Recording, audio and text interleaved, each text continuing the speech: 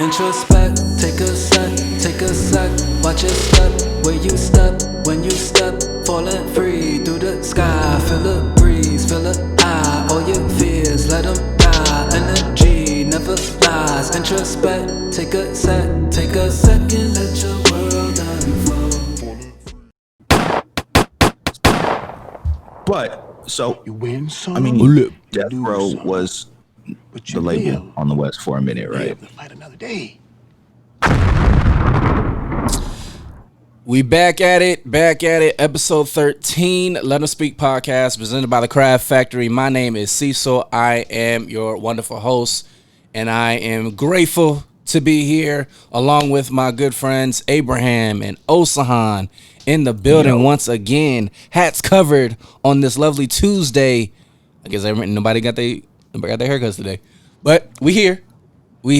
Episode 13. I had a haircut in like 3-4 This is true. months. This is true. People have been vouching for you to get a haircut. I didn't feel like brushing this morning, so People have been vouching for you, Abe. When I get a haircut, that means the pandemic's over. Wow. Well, okay. By That's faith. the sign. That's the sign. That's a layered statement that you said there, because that could go either way. When I get a haircut. that is a beacon. That is a beacon of hope. Like, yo, the pandemic is over. Abe's got a haircut. Hey, it's the dove that left Noah's Ark. Oh, okay, the waters have receded. Okay, we good. Right. Abe's got a haircut. He got a line. All of that. We can go outside now without any repercussions. Okay, no consequences and repercussions. Percussionings. Well, we're here. It's a music day, y'all. It's a lot of music to get to, a lot of debates to settle and things to really open up and discuss. Probably not discussing Donda. Donda watch. Hey, I'll just say this real quick. As soon as he stopped tweeting, I knew it wasn't coming out. I'm like, sure. It ain't coming out. It's probably coming out Sunday. His last album actually dropped Sunday. The last one I think was Jesus King? Yeah. No, Jesus King dropped Friday. Next Friday? It dropped that legit Friday. What it was, remember though, Yandi was supposed to have dropped, and then we ended up on Yandi watch for months. Then Jesus King was, it's dropping at midnight, and that thing didn't drop until the following, late the following morning. So there were cats who, if you remember correctly, Cease, our previous producer, was like, midnight. I stayed up till midnight. Oh, true. Okay, maybe it's like East Coast time, so I'll stay up till 3. Yeah. Nah, okay. bro. Yeah, I take that back. He did drop it. It was just a way later time in the wee hours of the night. And he was tweeting out, we mixing down the last few tracks, bruh. Right. But this time he didn't say nothing. It was just nothing. He just dropped the album list. That was it. The track list. Dre, you gotta let him go. Release the stems, man. Wow. He said release the stems. Release the stems. I mean, Dame Dash was up there in Wyoming this week. So we saw Dave Chappelle and Dame Dash up there with him in Wyoming this week. Shout out to them for checking in on the brother. I appreciate that. He's publicly said he's not crazy. I don't know what people are talking about. Which, I mean, hey, it's one of those things where my thing is this. It's don't deny, going back to the whole mental health topic that we discussed last episode, don't be in denial of what's in front of you. But at the same time, people, my belief is this. If I have a close friend that's struggling with mental health issues and stuff like that, I'm not going to tell them that they're crazy. I'm not even going to say, he's crazy, because I believe the best, and I want the best. So I'm not going to just say that, but I'm not going to be in denial of the fact that, hey, you just need community. You need some people to walk you through certain things like that.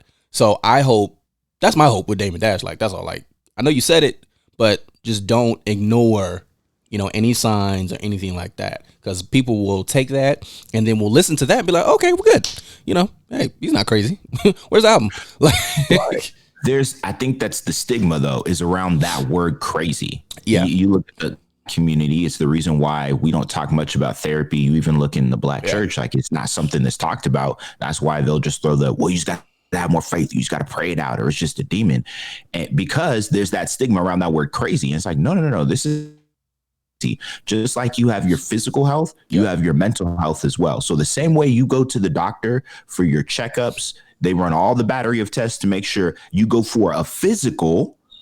You still need to go to the doctor for a mental. It's not that you're crazy, it's you're looking out for your health. And so until we begin to frame that language and that thought process around that, and that that language around that, I think it's still going to be that notion of, oh, you're either crazy or you're normal. You're crazy or you're normal. And it's like, no. This is an issue of health. Yeah. This isn't crazy or normal. Kanye's unhealthy right now mentally, as we can see. However, I think there's also just this to note as well, as a podcast that me and my friend Abe co-host, the Osa and Abe podcast. Yes. We had a guest a few weeks ago, dear friend Izu. Check him out, Live with Izu on Instagram if you want to. But he mentioned he is a huge Kanye fan, been a follower of Kanye for a minute. I can confirm this, even when Ye was through the ups and the downs. And he said this, he said, it's been noted that Kanye has, including some of the literature that he's read years ago, his literature around playing a particular persona or character to gain public attention, but in reality, that's not you. You just do it for the look and for the feel and to gain the publicity and the platform. He said that's a theory that's been floated out there. So that's the other notion, is this could all be an act. But either way, if we're talking mental health, folks, get the word crazy out of your vocabulary. It demeans, it belittles, and it lessens the severity or the seriousness around what it looks like to be in, to pay attention to your mental health or the mental health of those around you. You don't walk around. We don't just say that people are fat and not fat, fat and skinny. No, you're healthy, unhealthy, obese, morbidly obese, all of those things. Yeah. Like, let's use the same language around our mental. Yeah. Husky. Listen, husky. Thick. Husky. You just a little round. You a little round around the edges. You go to get the school uniforms and they're like, we have size husky. And I'm like, all right. Oh, man. Yeah, I remember them days. I'm like, who made this a size? Right. Who made this a description? It made you like, you want to whisper that. Like, bro, can you whisper that? Can you not say that? Oh, man. My mom would be at the store. Husky? Size husky. Do we have a size husky? Do you have the 14 husky? I'm like, Mom, oh. What is husky? Do we have a husky? Chill. I'm telling you what. Listen, not doing that to my kids. Okay? I would thank never. God for Amazon. Shop online now. We ain't got to announce it in the store. No, not at all. I would not dare to do that to my kid. I can't do that to my kid. Like, I gotta love him. Like, at all times. He said, I gotta love him at all times. I can't do it. Like, I would not be like, son, this size husky this year? I can't do that. That's not me. Speaking of mental health, how are y'all? I haven't asked y'all that in a minute on air. Look at you. On air. I haven't asked y'all. So kind of you. I'm trying to. Don't deflect from the DMX disrespect. Oh, I'm not. I'm not. I'm not. We knew Snoop won, 15-5. So I'm moving up the score. So, anyways, but how are you guys doing? How's the Do-Rag Gang doing today? So the X conversation, the X and Snoop conversation will be layer 3 of this mental health conversation. But the Do-Rag Dons, we are here again. We ride again. The Do-Rag Dons ride again. Interesting you asked that question about mental health. Mm-hmm. I think in this season, to go to the Cecil's slogan for the, not slogan, but his sign off for this podcast. That I forgot the last episode, by the way. I'll call it out. Confession is good for the soul. I wasn't going to say anything until the end to see if he was good at slipping. I was waiting. Hey, but now you just ruined it. And it felt like I wasn't missing anything either. I was just like, all right, cool. I feel good. This sign off is real smooth. And then, and then I remembered. And it wasn't. God, dang it. Let me sip this coffee. So I would say this. I think I'm really learning the value of rest during this time. And I mean, we're 5 months in. I'm 5 months into working from home. Okay. It's wild. It's wild in these pandemic streets, right? It's wild when you wake up in the morning and it's like, well, I'm going to work. Let me take 20 steps.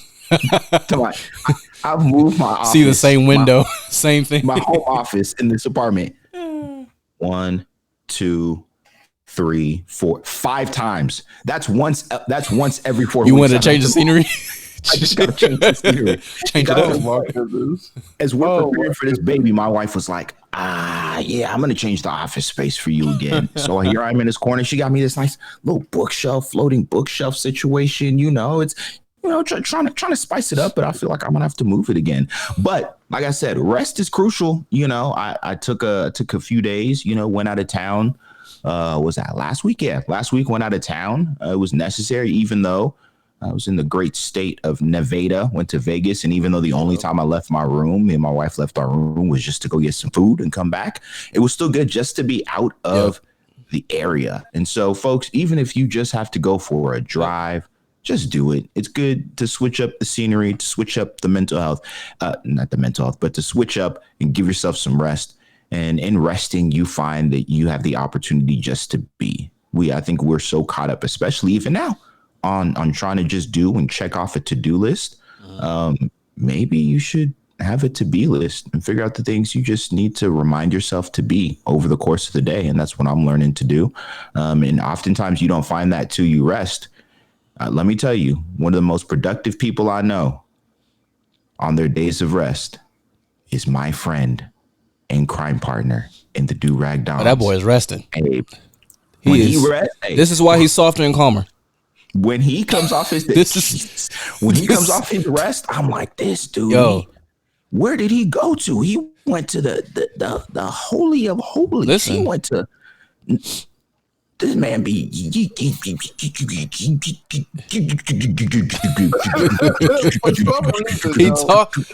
talks like the rest hit him so hard that he just wrote like a whole novel. Like it's. You ever been so thirsty and it's been so hot outside? You know what it is. Back in the day when you were that cold water from the hose with no breath, you just drunk it.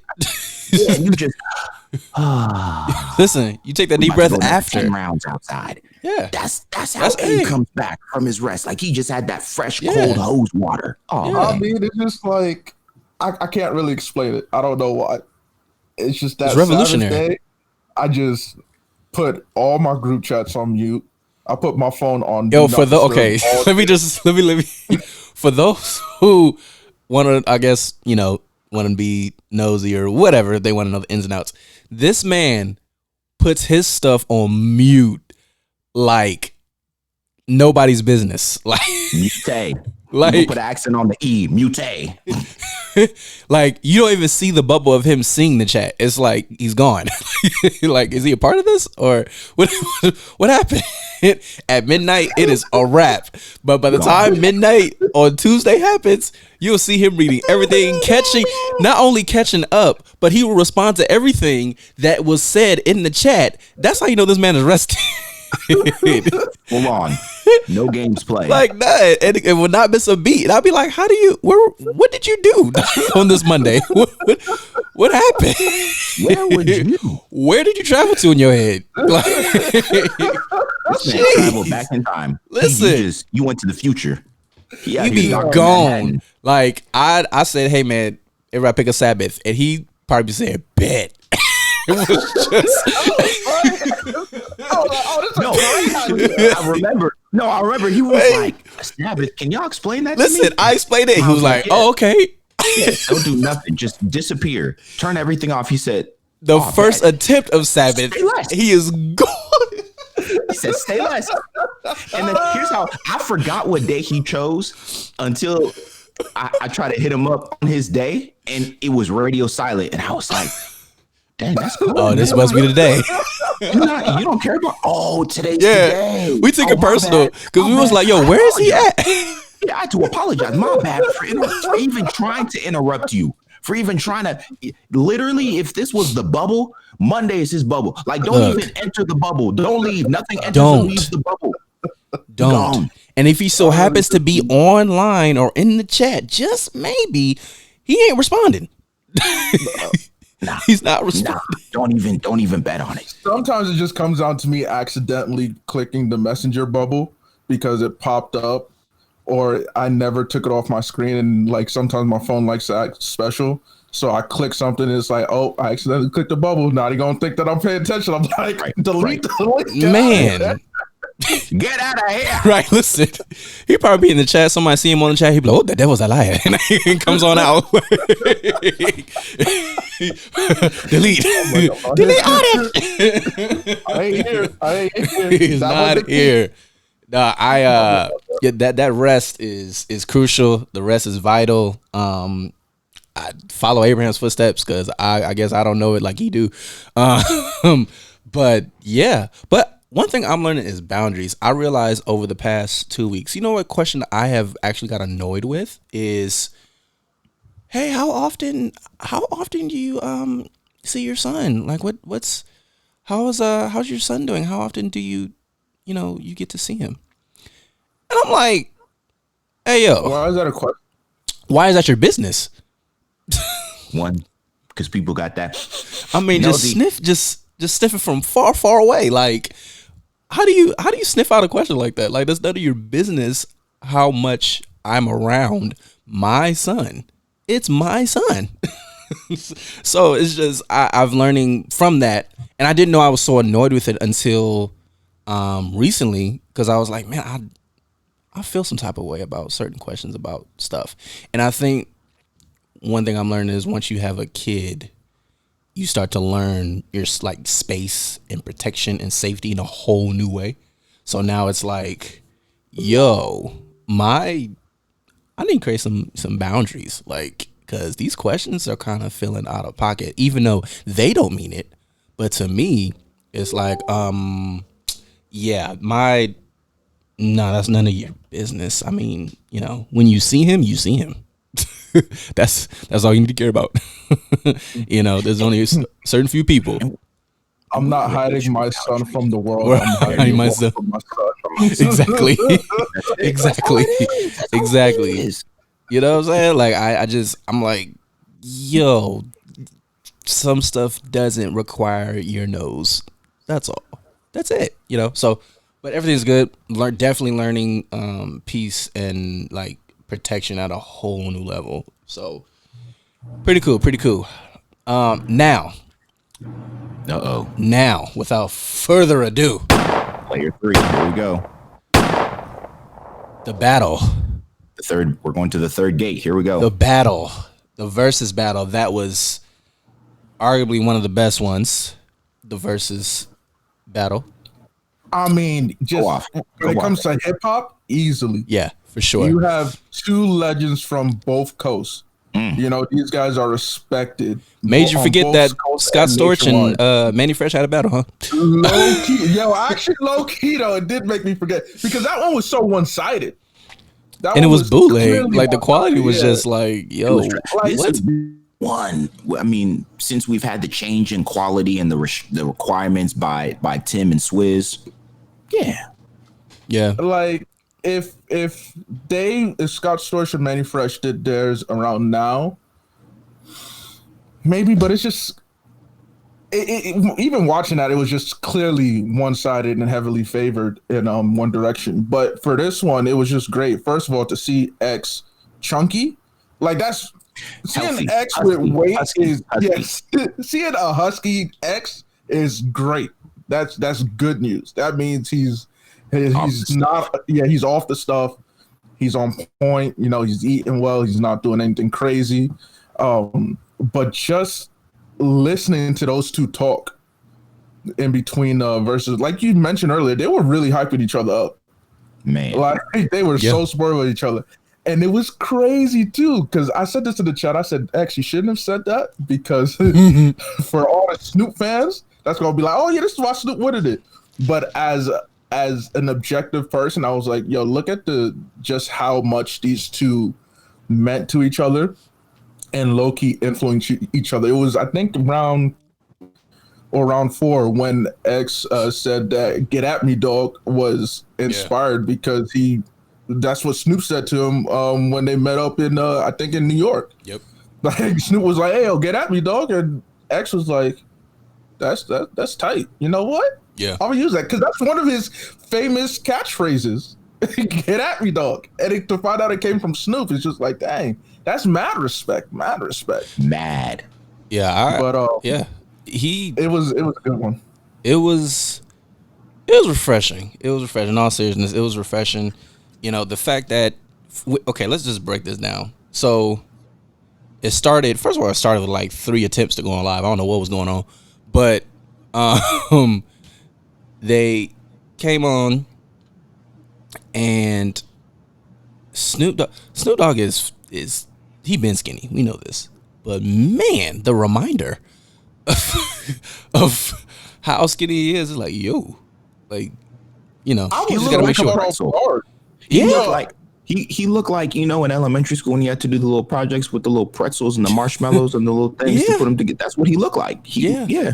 But hey, he's been, you know, he's been healthy. He's been that weight. So it's just it's not every day. Obviously, you see him like full body live, but you know, you get what you get. And then DMX came on, who I can speak for a lot of people. We was happy that he had a belly, like we was mad happy that he had. That is a discussion. That he was mad. We was mad happy that he was alert. And so I'll be honest, I was more surprised at how engaged and alert he was. I knew he was gonna be alert. I always think the positive, so he was gonna be healthy, but he was really alert, really interactive. He looked healthy. He was happy. He looked content. Like, I'm here. I love what I do. I love Snoop Dogg. I love, you know, it was a sense of gratitude. He just looked really good. He opened up with the prayer. Oh, the prayer. Just memories. That's all. You know what I'm saying? Hey, it may not be all the way in alignment, you know, here and there, but hey, you know, it was good. I think people forget that X is he's a very devout person, you know, in the sense of he believes in God. He's a Christian, and he prays a lot. He reads his Bible a lot.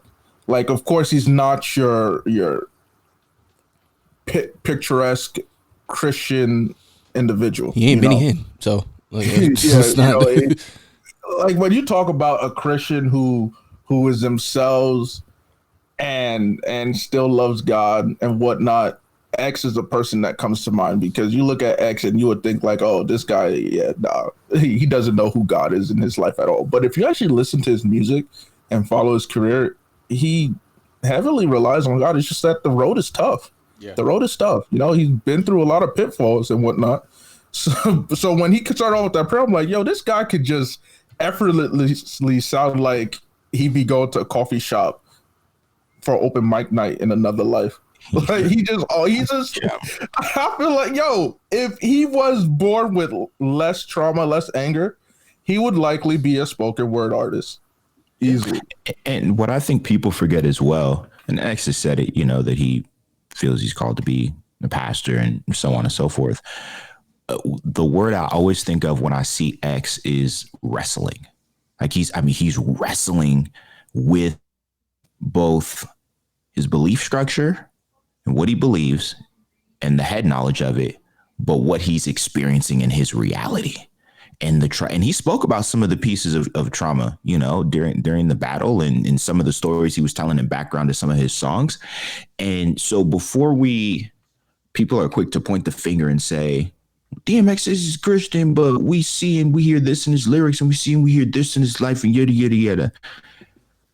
This is what I always think of when I see that. It goes for me because, you know, it could be easy for us to look and say, whoa, nope. You're not checking this box. You're not checking that box, Mr. X. Right. Be happy that your wrestling is not done in the public eye. For real.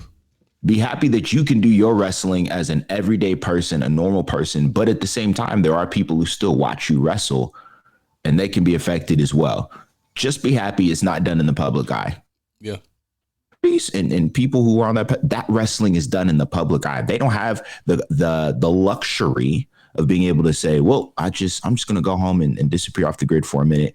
You know, they don't have thousands and millions of followers on social media and people who've listened to their music. We've watched. Now, I remember, what is it? X. It's been over 20 years since that X has been in the game. So for 20 plus years, we've watched him wrestle. Okay. Keep praying for the man in his wrestling, and be grateful that you don't have to wrestle in public before you point fingers, before you point out the what do you call it? The speck in his eye, because you for sure got you a whole sequoia pointing out of yours. Yeah. Sequoia, that's deep. Yo, that's a big tree. That's a big tree right there, boy. You got you a little sequoia right there, boy. Get the sequoia out. Nah, it was a good a lot of takeaways from that. Like I said, he was healthy, and it seemed like just along with the wrestling point, he looked like he's wrestling better with his past, with his present, his future. And I'll be honest, he could, if it wasn't Snoop Dogg, he could easily mop the floor with the catalog that he has. It for sure. But man, Snoop Dogg just got the catalog it's crazy. The catalog is crazy. A lot of people were surprised at how well DMX catalog actually matched up with Snoop Dogg's joints, and the fact that they performed live their each and every song, yo, that's impressive. That's impressive. Really impressive. Snoop Dogg is in shape. Like, as much as he does with this activity, we know that man is in stage shape. Like, his rhymes, his cadence, his breathing, and a lot of people, like, for those who are listening, who just listen to music but don't really pay attention to like artistry and stuff like that, artists, they do take their craft seriously. So even the mumble rappers, they practice that stuff. So you got to practice the mumble. You got to practice the mumble. So, you know, for him, 20, 30 plus years actually, in the game, to go on an Instagram Live or Apple Music to perform these songs, even if it's a verse, but it's the breathing techniques that you got to pay attention to. Yeah. That mess, he was killing it. And I was shocked. I was like, oh my God, this dude is lethal. Like, he reminded us why you should never disrespect, like, the fact that he should be up there in the tier 1. Like, we knew he was tier 1, but when it comes to top 5 conversations or top 10, even, when it comes to MCing, say it, Abe. I see it. What? No. For me, he's in my top 5, but a lot of people actually don't have him in their top 5 or top 10. I know. Mm-hmm. And the reason is because they said for them, he doesn't have bars like he doesn't have bars that make you think like, wow, that was deep, or he used some double entendres or whatnot. But for me, he's a storyteller. Yeah, he's one of the best storytellers in the game. And mind you, because of the journey he's taken, people got to put in perspective. Most of his best songs come from his first 2 albums, which he dropped in the same year. Mm-hmm. Now, sometimes some people will put album number 3, and then there was X in that category. But for me, it's Flesh of My Flesh, Blood of My Blood, and Hell's Hot. That is, perfect. Yeah. I always go back to those 2 albums. Did Snoop play Sexual Seduction? No, he didn't. No. Folks was asking for it, but he didn't. I don't know what X would have played in response to that, to be honest. I think Snoop reacted to, because Snoop has so many hits, I think he reacted to DMX's what he was playing. And he just stayed hood most of the time, like all the hood tracks. It was ironic because Snoop decided to start it off first. He decided to go first. So he decided to set the tone. And, he decided to play his debut, like his coming out song. Yeah. And it was like, all right, cool. That's definitely a good way to start any verses. It's like, yo, your first major song. Okay. So X responded back. And then Snoop was just like, you know what? I'm gonna keep it gangster. And when he said that, I was like, oh, thank goodness, no Snoop lying. We're not getting none of that. that I would have cut the battle off if he had played any Snoop lying stuff. In my opinion, I felt like Snoop was dictating the pace to be like, yo, X, we only playing this stuff because I didn't want no Christmas song from X. I really didn't want it. So I was really glad that they kept it to their roots because it was super enjoyable. Yeah. Oh my, I didn't realize, because it's not that X put up weak songs versus Snoop's. They were both, like you said, if this was any other person, X would probably go 15-5. Yeah. But the fact that he went up against Snoop and you're just thinking like, wow. I mean, for me, I was biased. So in the beginning, I think I had it like 3-2 Snoop. And a lot of people had it about 5-0 Snoop. A lot of people had it like I had like 4-1. I was like, no. Because I gave that first round to X. Mm-hmm. I gave the second round to X. I gave the third round because that's when he pulled out Gin and Juice. So I was like, all right, that's Snoop all the way. And then he pulled out Pac for round 4. And I'm like, yeah, nah, that's America's Most Wanted was crazy. I was just like, yo, but even when I was listening to the Snoop tracks, I said, you know what, X, what you gonna hit? And when I heard X's, I was like, dang, like, this is a solid track. Like, this ain't no, as a biased person, I'm here thinking like, man, objectively, I'm thinking like, this is tough, Yeah. It was great. I enjoyed it so much. I was so happy. Yeah, I was so happy. The production was great. Swiss was actually present. But I was more taken aback to how well the production of these records were. Like, who adds whistles and claps and stuff like that now? Like, nobody adds those elements that jumps out like Missy, those Missy type beats. And Snoop and DMX had beats that was just innovative. It was simple, but man, they added the most random stuff and it made the record. Like, the moment you hear, the pull up, you hear the Gin and Juice, the record, and it's like, what's going on. Like, what's about to happen. And it's just, man. I think the closest we've had to that is the Lil Wayne lighter flick. When what's about to happen. You hear that and you're like, oh, it is Wheezy. You do the vibes. When you hear DMX growl, you knew what was going on in the studio. Like, it's just, you don't have that. You don't have that no more. We don't get that no more. There's more at all. No personality in the stuff that we're hearing. I mean, because it's all recycled. Point. The trap beats that they're using, it's just low-key, all recycled. Yeah. Good point. I can't. No one's willing to be risky like that. Like, when you think about it, as you mentioned, Missy, X, Snoop, Busta, they're being Outkast. Their beats were so unique. So it's just, you listen to it and you can recognize like, oh, I know what song. And I'll say this, not even let's. It's the producers. There's no producers now that are doing what Swizz did, what Tim did, what I'm trying to think of other producers back in the day. Battle Cat, like, or Just Blaze. Just Blaze. Like, Just Blaze. Like, even Kanye, maybe, for example. Yeah. Kanye back then. Like, the producers now are basic. Like, they copy. And when you have copycat producers that try to look for the next hit, it's like you never find that sound. And that's what these producers back in the day, like, they just tried stuff. Tapping glass, pouring a drink, honking the horn. Like, they just tried stuff and it made them what it is. And so that was my takeaway from that battle. Like, it was authentic. These artists were authentic. So but these dudes were making these producers weren't just finding their sound, but they were making that sound as well for these artists. Because think about how many artists we look at and we're like, yeah, man, like, the beats that they were rapping on were dope. But it was in part due to the producers. So Timbo, we already know whose careers Timbo has made, and it's because of that sound that he threw on there for them. You look at Dre with Snoop, like, he shout out to even Little John. I just thought of him. Little John actually is the man behind a lot of people. A lot of people, like, segment from the you got a catalog that he put on, right? Yeah. Same thing with Ye. Like, these dudes were willing to make that sound.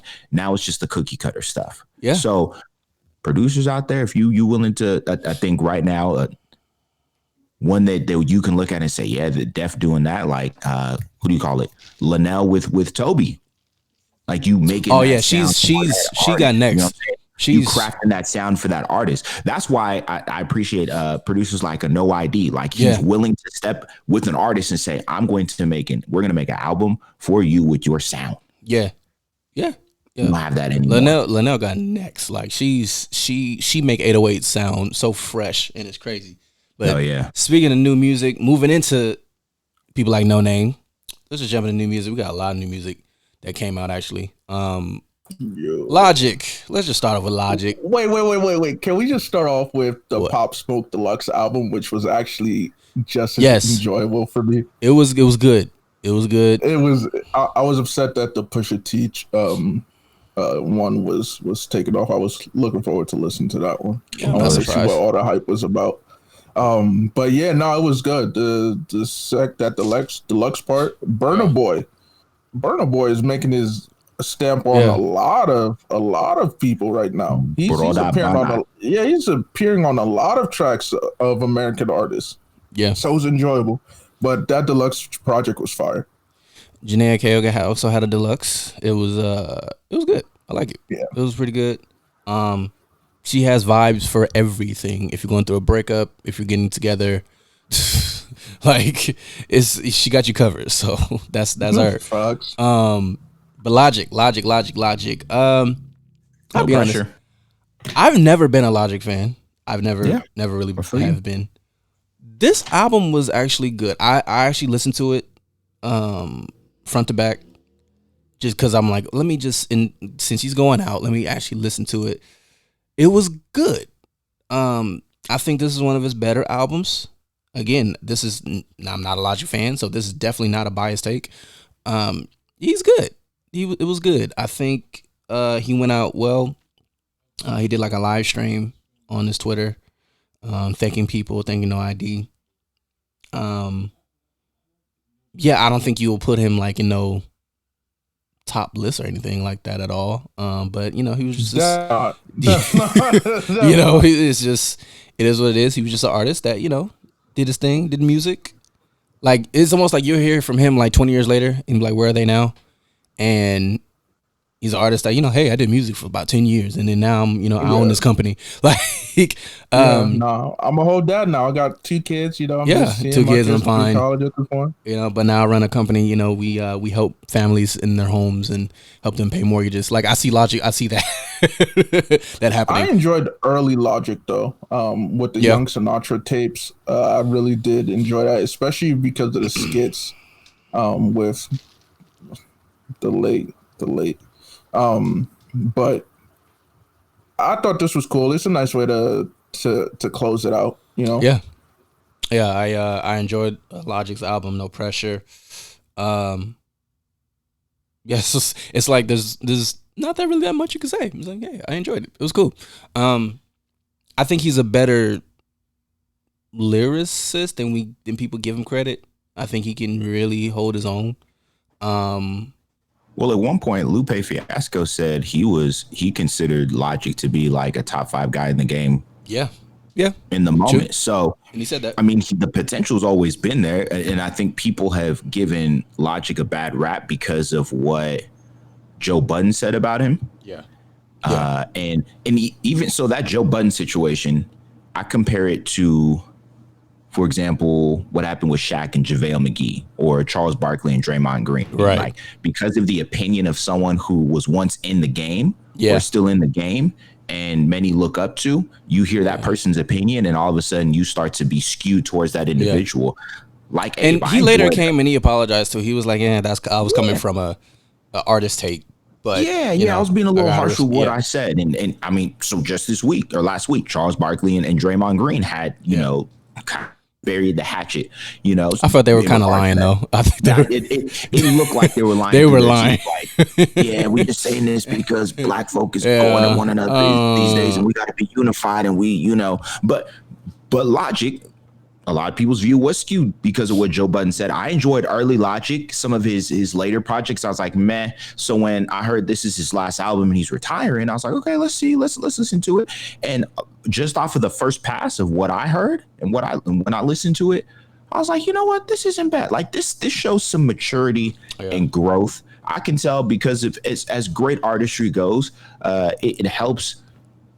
Some of your work can help you heal through stuff you've been through. And when you look at the last few years of Logic's life, going through a breakup, a very public divorce, his ex-wife was I think a YouTube star or an Instagram star, you got a kid on the way now, and just the things he's dealt with growing up and being rejected by one side of his family because he's biracial and all that stuff. You kind of hear the culmination of all of those things, and you hear him be a little, self deprecating in the process of some of the things he said, but very real album, and I appreciated it. Like, I think it's a good sign off. It's a good sign off to the career of Logic, and I'm interested to see what he does next. Like you said, Cecil, he'll be the next dude you see with this company, and you're like, oh, yo, that Logic really turned out well for himself. Okay, I respect it. But now we're not calling him Logic, we're calling him by his government, right? Right. Yeah, I think he has the smarts to, even when it comes to the music game, probably start something, a company or label or something. He's smart. Like, I don't think people pay attention to how well his team is around him. Like, when you're running with no ID, then you at least using good hands. So, but I'm low key gonna go back to Logic just so I can listen to the John Witherspoon skits, because those were funny. Those were hilarious. It was hilarious. A guy that actually admired him, Lupe, he dropped something recently. It was actually good. So surprised. It was good. Dropped a little EP. It was cool. It was cool. I love Lupe. Lupe is one of my top 5 all time for me. He was nice. It's been so long. I was just so caught off guard by it. I was like, oh, Lupe saying, hey, I'm still here. Don't get it twisted. It's been, I think, 2 or 3 years since he dropped Drogas. Yep. And I mean, it's Lupe. At the end of the day, it's Lupe. It's Lupe. You know what I'm saying? He's going to give you his bars. He's nice. He's real nice. Gunna finally dropped his album titled Wanna. Oh no, that's the deluxe. The deluxe. Deluxe. You get the deluxe. The deluxe. Everybody's dropping deluxe versions. Because we're in quarantine, we ain't got nothing to do. Swinging the other way though. Quarantine. Remember, we had that period where we have nothing to do.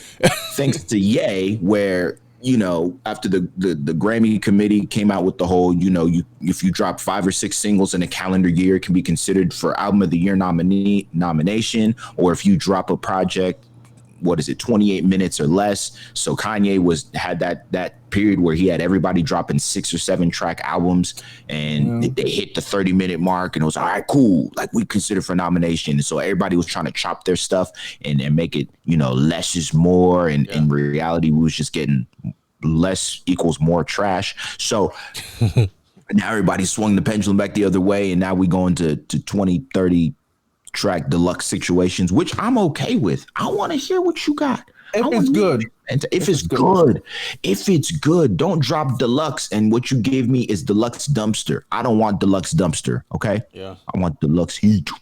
Who else? Oh, J. Cole dropped some snaps. Yo, I had that draw. So the J. Cole and the Joey Badass I've had on repeat. He was the next for one. Several days. They dropped some pretty good records. Here's my question that I don't want to spend too much time on, but with J. Cole, where do you think his mind space is at right now? His mental space is at right now when it comes to him as an artist and his music? Because he did drop a letter in the Players Tribune. I was gonna say, after reading the Players Tribune article, I get it. And it actually spoke to me. It really spoke to me in this realm. I think the realm of competitive edge. Like, do you still have the hunger that you have? I was reading, this is just an aside. Last episode, we talked a little bit about social media, but on Facebook, they give you the on this day, whatever year ago, right? And so over the past month, like everything that I'm getting from the On This Day on Facebook has been from 2015. And I'm like, what was going on with me in 2015 that I was dropping some jewels low key? People reposting my stuff when I'm posting it today. And they're like, hey, this was so good. And I'm like, I'm trying to remember what was going on with 2015 Osan. And then I thought back to it and I was like, yo, I was in a crazy hungry space because I realized, yo, there's real stuff going on in my life right now. Yeah, I don't miss necessarily the position of life I was in, but I miss the hunger and the edge that it produced. And I think that's where J. Cole is at right now is, oh yeah, I'm getting this hunger back. And what we're about to hear from this next J. Cole album, I'm here for it. Well, part of me is thinking that we'll get an album that was similar in nature to possibly KOD in terms of content and substance. Which I didn't like, by the way, I'll be honest. I enjoy KOD. It's not one that I go back to as often as like. It's not your classic album that you're gonna go to. Yeah, it's just Born 2014 and all. Yeah, it'll be in the shuffle, but I'll definitely have some tracks in there that I like to listen to. But I feel like we're gonna get more substance. It would be dope if we got. I enjoyed Born Sinner Cole. Born Sinner Cole. I've played that project several times. You know, we're not gonna get Friday Night Lights Cole. I think Friday Night Lights. That's a era that you can't really go back to because of where you are and where he was in life and whatnot. But I wouldn't mind a Born Sinner version of Cole for this next project. I feel like J. Cole, when he came on, he kind of came on like in the middle of the rap game. Like it was just out of the era of that early hip hop, and then now you have the mumble and the trap. You gotta remember Wale. Yep, Wale Kendrick, with that group. Cole. Yeah. They were like right there in that. And in my opinion, I thought Wale was gonna be the best one because he is a poet. I think a lot of people he was the best lyricist out of all of them. He had a bad deal though. But also with Cole came in with the hype of folks saying, "Oh, he's the heir apparent to Jay." Yeah. That was, I think, that kind of set him back a little bit because that's a heavy mantle to carry. Heir apparent to Jay. Yeah, you saw that in his lyrics too, from the warm up and Friday Night Lights. You saw that he himself was aware of that hype too. Yeah, and you signed the same label. Like it's It's gonna happen. J. Cole is, but he found his lane. Yeah. Go ahead. It makes me so sad that we don't see Wale amongst the titans because now clearly it's Cole, Kendrick, Drake. Yeah. Like those are the big three of their era right now. With Drake getting the advantage because of the commercial success. Yeah, because I mean he's definitely not the lyricist that Kenny or Cole is. But he knows how to capitalize. He knows how to take advantage of situations. He knows how to market himself. Yeah. But I really thought Wale was going to be the titan out of that group. I think Wale should be up there, though. Who did he have beef with? Was it Drake or was it Meek? No, he had problems with Meek because it was the MMG. It was when all of them were on MMG. So apparently it was problems. I think that set him back too. And then you throw into it, I guess this is just going to be the mental health episode. When I think it was on a Meek track. Him and Meek collabed and settled and buried the hatchet. And Wale spoke about his mental health. That low key, when I heard that verse, I can't remember what the song was, but when I heard his verse on that song, like I was almost brought to tears because I was like, bro, like people don't take that mental health seriously, especially when it comes to when we look at celebrities and artists. It's either, they're just crazy, or why are you not putting out music? Why are you not performing? Why are you not doing? Folks got to take care of their mental health. So to hear Wale be upfront and open about that, I was like, man, now I get it. I get it. If you strip away all the strife and the beef that he had with certain things that held him back, he still deserves to be in this class. I think sometimes we add all the baggage in the closet, and then we put one person who, especially if they deserve it, if they're that dope of an MC, dope of a lyricist, we separate them from like, oh, Kendrick, J. Cole, and Dre. Okay, they're over there. But Wale, oh, you had a bad deal, you had a bad label, you had some issues, and we're just gonna put you over here. But if you really stripped that, you would have put him right back there. So I feel like just put him where he belongs, because it's not like he's putting out music that's bad all of a sudden. He's still putting out good stuff. The problem is people have this cloud over Wale. Like, well, okay, they the view last him as corny and whatnot because of social media. Like the last track you should not remember is with him and Miguel. Like, bro, you know what I'm saying? And that was a smash, but he made other records that popped. So, or with mixtapes, the mixtape about nothing, the album about nothing. It's just like, those were fire. Those are fire. Those are fire. But we look for reasons to not like people. Or to not like people's art. So instead of listening to say, man, I really want to hear something good, we listen with a negative lens automatically to say, whoa, I'm taking off points for that. Whoop, I'm taking off points for that. Whoop, I'm taking off points for that. And then we don't want to look at people's story to say, man, I like how your story and the narrative and the context builds and gives me a better appreciation for what you do. Instead, we look at it, and like you said, Cecil, we look at it to just attach baggage on instead of saying, man, Wale, you had a bad deal, but you still put out some good quality. Yeah, you got some stuff going on in your life, but you still put out something good that I can appreciate, and it feeds into what you did. Now we look for stuff, reasons to hate people instead of reasons to appreciate. Here's what I want to say about J. Cole before we move on to song of the week, actually.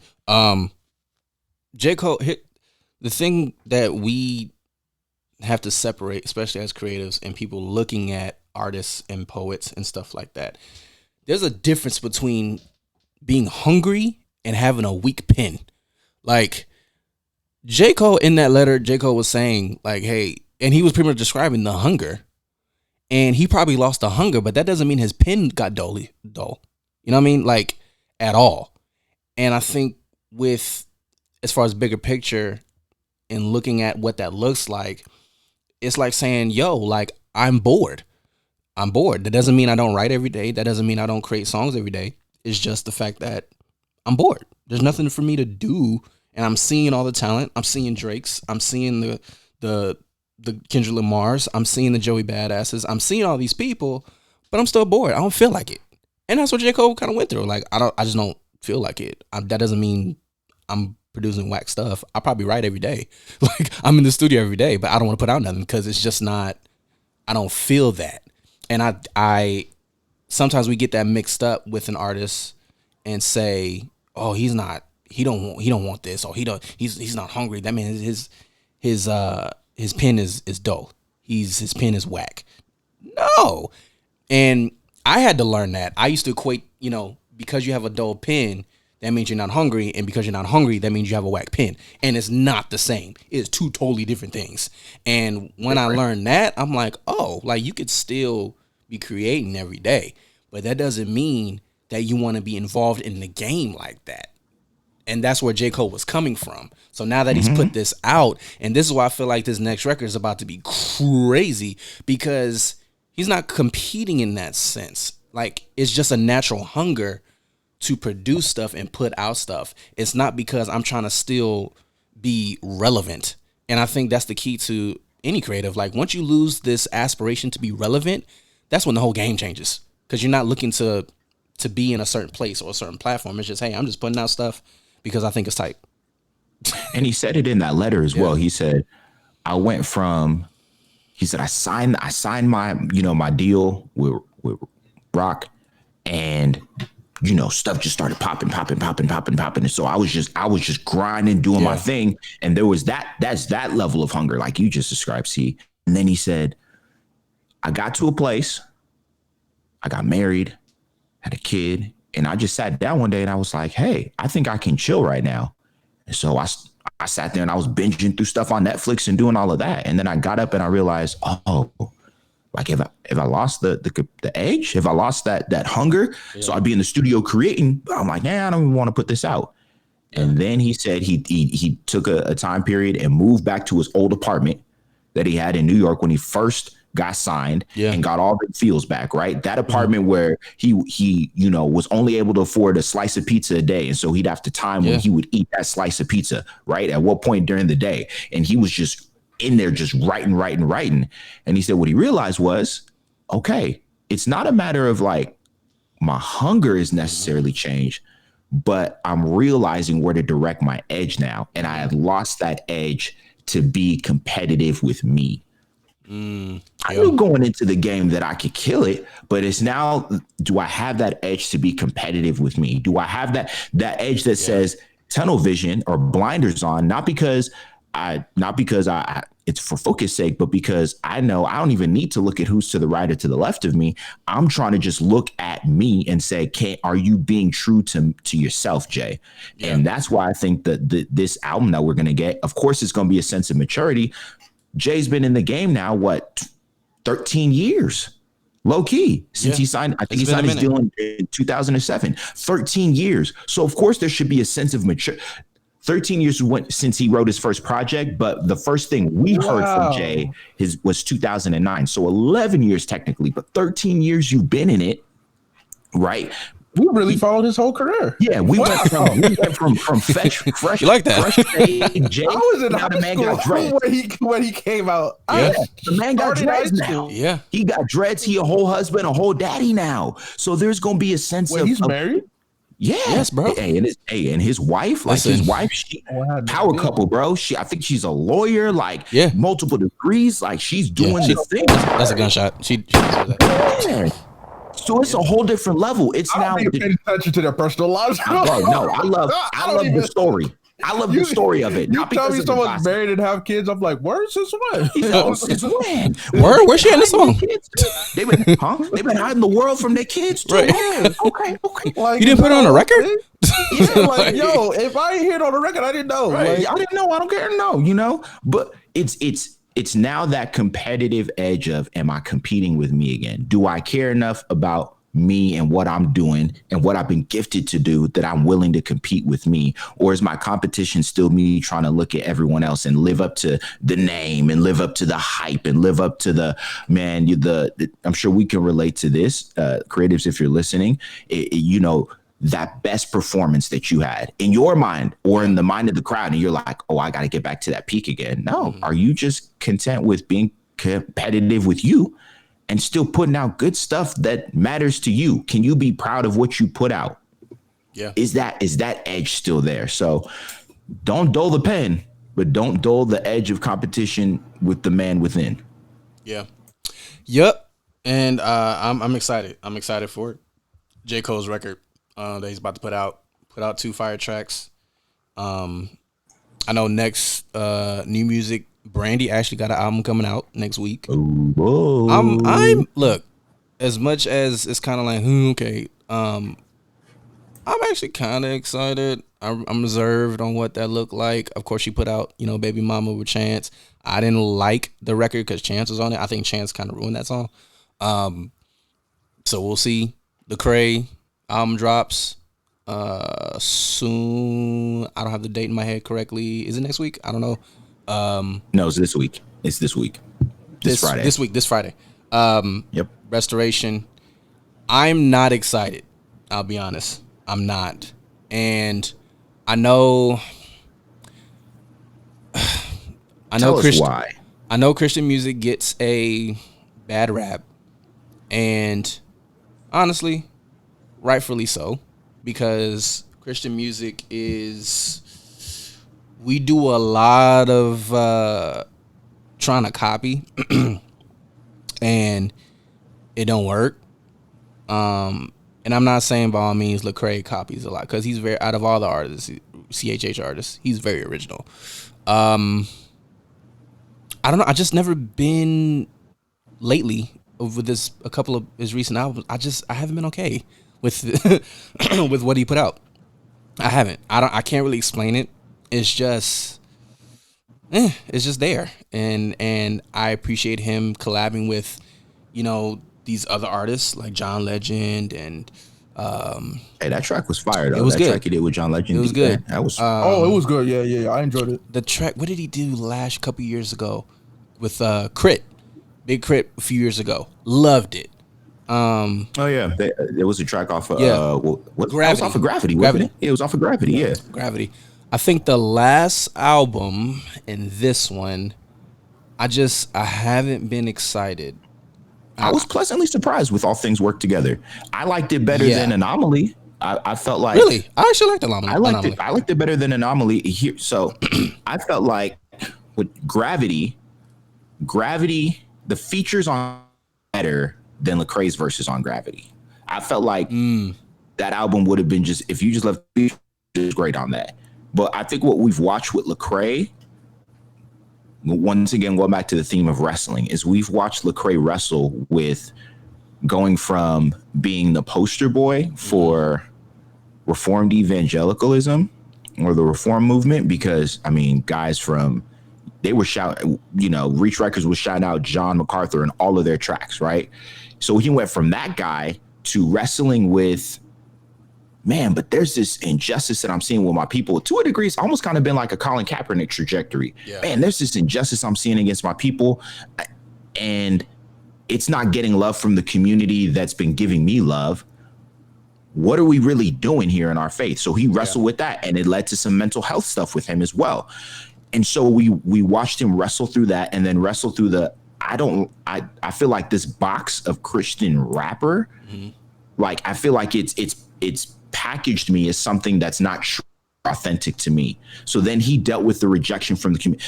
People don't realize how much bread Lecrae lost just by speaking out about social justice issues. Yeah, it's well done. He's lost a lot, and I've seen it on social media. Man, you're not invited to this conference anymore. Or you're not invited to this stage anymore because of the things you're speaking out about. Just shut up and rap.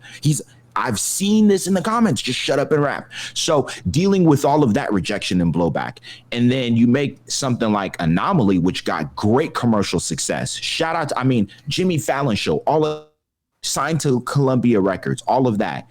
And then I feel like All Things Work Together was the culmination of the Lecrae that everybody loved, who was screaming Jesus, Jesus music Lecrae, and this newfound Lecrae of, man, I think I'm becoming more comfortable in my skin.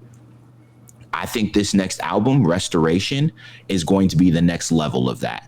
So I'm interested to see. Now, personally, Lecrae's never been like a favorite for me, like lyrically or anything like that. In terms of guys on Reach Records who I enjoy more, it was always a Triple E and an Andy. Those were the two guys on Reach I enjoyed more than Lecrae. But for what he does and who he is, I respect and appreciate Lecrae. So this next album, I'm interested. I'm not like, ooh, Lecrae putting out a new album. But I'm interested to see what the man puts out. Shout out to you, brother Lecrae. Definitely still intrigued no matter what. And he's still one of the top ones in the game. CHHI. Christian artists live in Atlanta right now. Like Atlanta, all the dope Christian artists is moving to Atlanta. Oh yeah, it's like the new LA out there. It's the new Mecca, bro. It's crazy right now. Yeah, everybody is moving to Atlanta. Poets, artists is everybody. They leaving us. See, so we just out here in the West by ourselves, man. They leaving us. I don't know. I'm moving back to the East Coast, and apparently I went the reverse. I was like, all right, let me go to the West. And it's like, nah, everybody's going back to East. So I'll go back East. Next week, and also there's a few worship albums. Dove Zone, Chris Tomlin, Corey Asbury. People waiting for that Corey Asbury because They was wondering, can you bounce back once again from your greatest hit? Can you bounce back from Reckless Love? Give us something, Alsberry. Oh, he took some time off though. Yeah. Talking about mental health again. He took time off because of the pressure from Reckless Love. He was like, I just gotta put the pen down for a minute and just deal with me, because folks Reckless Love was that record. Right. They just want to stay there when he gets booked. I can't imagine.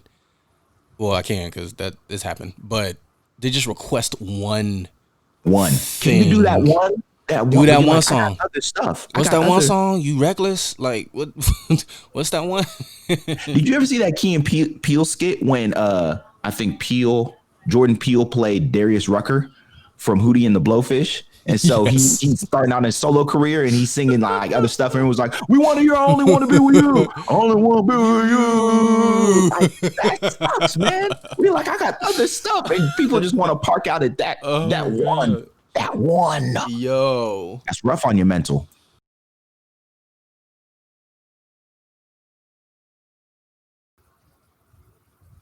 Sports is back. That's really much. That's really the name of the game right now. Yeah, so we gonna see what's popping. Bizak. I mean, part of me wasn't really like didn't care as much, and then all the LA cats started talking, and it Right. made me realize that you know what? At this point, I need my teams to win. Because all these LA cats talking, I know, you know. But we'll look out Can't do for what's going on with new music. New music is upon us. People artists are actually starting to come out with some stuff. I think people are starting to get a little restless.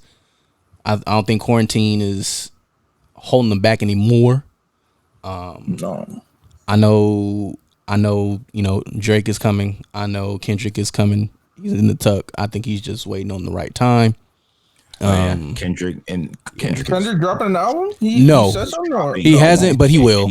It's in the tuck. No, he's leaking dropping little hints. Yeah, Something's coming. he's locked and loaded. Like he's ready. People been waiting on him for a minute. Oh yeah, he is because you got to think about it. Kendrick is kind of the one everybody looks at to gauge when they're gonna drop.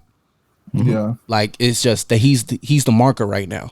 And there's always a time and space where you have those markers. Like, all right, whenever you drop, that's when I'm gonna drop. If you're not dropping, then I'm gonna drop because you not, or I'm gonna drop because I know I'm gonna get some traction because I probably have a feature on your record or something like that. So, I have this eerie feeling that's what Drake is doing right now. He's watching Kendrick. I can't say the same about J. Cole. I wouldn't be surprised though, still, if he's kind of keeping an eye. But Cole is moving at the beat of his own drum. Yeah, and I do get that, and I know that for sure. But I think based off of J. Cole's and Kendrick relationship, because they're cool, they are cool. I wouldn't. Do you think we'll ever get an album from those two? A collab album between those two? No. Everybody's been wanting. Everybody's been hitting. Do you think it'll ever happen? No. What song was it that they did in early mid 2000? It was November. It was like Black Friday one year. They went on each other's beats. And it was just like wow. That was amazing. That was like whoa. Will it ever happen? No, I don't think so. I think Kendrick is too wrapped up in TDE to where he has time to do that. I think if that were to happen, he has to be completely free. Like, well, it's completely. Not even that. I mean, the thing is that with the Dreamville, Revenge of the Dreamers 3, you had some members of TDE like Reason on it, you know? So I feel like. You think that's a hint? You think that can be. I mean, since we're seeing some partnerships between the two entities, I feel like we could eventually what if they do a collab? That's what I'm thinking. Label album. They're gonna do that. That's more likely. Solo. Yeah, I think that's more likely. The Top Dogs. And they'll probably have they'll have one of the tracks be just those two on it. I don't know if they'll. It won't be an album. Album now. Yeah, but they'll definitely have a couple tracks where it's just them. And then of course when the deluxe edition comes up, we'll probably get more tracks with 50 track mind blown. That one is gonna be a crazy deluxe if they do that. That's gonna be wild. I'm here for it though. For a Dreamville TDE collab, I think it's that'll be nice. That little rivalry that they created on Lambo was I was like, oh, this is okay. I'm here for that. I was like, yo, I keep playing Lambo because I like this aggression. Okay, I like this. I think one last question before we get out of here. Drake, Kendrick and Cole doing a versus. No, that'll never happen. They won't. Never happen. For like a 0.5 of a second, I got excited, and then reality set in. Yeah. But there's been rumblings here and there. You know what I'm saying? Social media, little articles here and there. So I guess Drake is coming up on some contract negotiations. There's not a chance. So it seems that he'll go independent. There's not a chance for that. However, the question has been brung up, like, what will the effect of him going independent look like across the music industry? For Drake? For Drake. To be honest, I don't really see it as him going independent, but him trying to focus more on OVO the same way that Kendrick focuses on TDE and Cole focuses on Dreamville. Because, I mean, sometimes I forget that he's still signed to Young Money, but OVO has kind of created its own identity. I forgot too. Yeah. Where to me, like he might as well just focus solely. He's at that point in his career where if he was to retire today from music, Yeah. fine. He has a claim. He has the money. He can do whatever he wants. He dropped a TikTok song for God's sake. So, in my opinion, I mean, shoot, contract negotiations ended with Young Money and focus solely on OVO and getting OVO up. Because I mean, earlier we mentioned those big three. Yeah. Drake is the only one who he's had OVO for a while, but it hasn't had the success that Dreamville and TD have had. So I feel like that should be his next focus. Yeah. Yeah. We'll see. But other than that, good pod. You guys have a great rest of your week on this lovely Taco Tuesday. We'll check in with more music, sports. You know, LeBron is rocking that gray. I'm loving it. Man, Braun. Yeah, so we'll see. You know, hopefully there's more news. You know, when civil rights, hopefully by next week there'll be some arrests with all these senseless murders. That's still happening, y'all. So be safe. Still arrest the cops that killed Breonna Taylor. You know, rest in peace to Ahmaud Arbery, George Floyd, Breonna Taylor, Vanessa Guillen, and countless people I can't think of right now. We still rooting for justice, and that's where we still at. But in the meantime, stay safe. Wash your hands. Wash your body. Wash your body. Yeah, wash your body. Wash your body. Don't just wash your hands, y'all, because you're not clean if you just wash your hands. If you're listening, first off, and thank you guys for listening to us. You know, throughout this short time we've been doing this, definitely appreciate it. Definitely appreciate the love and the feedback and every like, every share, every comment and everything that you guys give as much as we give. We appreciate it. But thank you for listening on Apple Podcasts and Spotify. If you're watching on YouTube, thank you so much. Please subscribe for more. Head to craftfactory.org for all of our old stuff and stuff that's going on. We're in the midst of doing workshops and creating more content with our devotionals that are going to be coming on our Facebook page as well. Those workshops coming up are about to be fun. Yes. Way going fun. Love it. 90s theme. So head to the Instagram now, actually. And in any workshop that's coming up, you'll see the login information. They're free. So you can jump on anytime and get your writing game up, get your pen game up with the theme going back to the 90s with cartoons. So it'll be fun.